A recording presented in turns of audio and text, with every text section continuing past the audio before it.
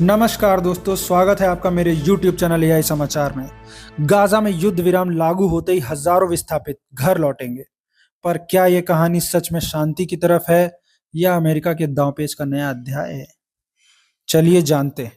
बात है 7 अक्टूबर 2023। सुबह का समय इजरायली सरहद पर हमास के हजारों लड़ाके अचानक घुस पड़े। गोलियों की तड़तड़ाहट, रॉकेट की बौछार और सैकड़ों इजरायली नागरिकों का बेरहम कत्लेआम।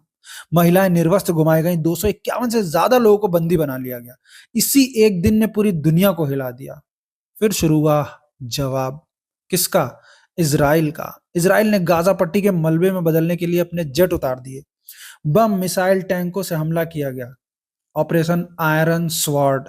टारगेट सिर्फ हमास नहीं था, हजारों आम लोगों को भी 2 साल की इस लड़ाई में अब तक 64,000 से ज्यादा जानें गंवानी पड़ी, जिसमें बच्चे और महिलाओं की संख्या आप जानकर हैरान हो जाएंगे, 70% से ज्यादा थी। कई माएं अब भी अपने खोए बच्चों का चेहरा तंबू में ढूंढती हैं। 2 लाख से ज्यादा घायल, हजारों आज भी मलबे के तले दबे हुए हैं। गाजा की गलियां जिंदा नर्क बन चुकी हैं।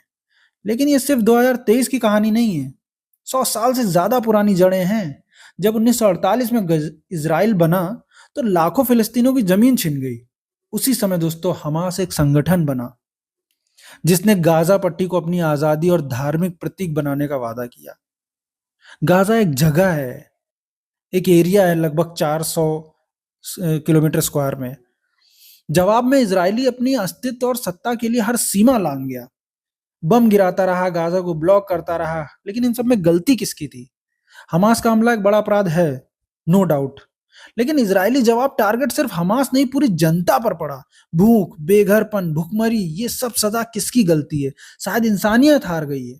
क्योंकि राजनीति, नफरत और ताकत की इस लड़ाई में सबसे बेचारा मासूम बच्चा ही है, जिसकी चीख संजीदगी कहती है, मेरा क्या कसूर था, सिर्फ गाजा में जन्म लेना। यह युद्ध, यह इतिहास, ये बोलता है जब तक मोहब्बत और इंसानियत की जगह ताकत और नफरत की हवस रहेगी, तब तक कोई जीत सच्ची नहीं होगी। ये लड़ाई किसी की नहीं, सबकी हार है। जब भी दुनिया में कोई बड़ा युद्ध होता है, सबसे पहले नाम जुबान पर किसका आता है? अमेरिका का।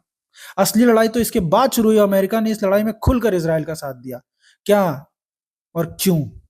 अमेरिका ने पिछले 2 वर्षों में इसराइल को लगभग 21 अरब डॉलर की भारी सैन्य मदद दी। इसी बदौलत इसराइल अपनी तबाही जारी रख पाया। और ये रकम सिर्फ बंदूक खरीदने के लिए नहीं दी गई थी, बल्कि क्षेत्र में अपनी राजनीतिक पकड़ मजबूत करने के लिए भी दी जाती थी।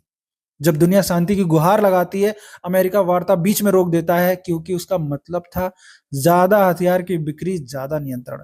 ट्रंप की 20 पॉइंट शांति योजना भी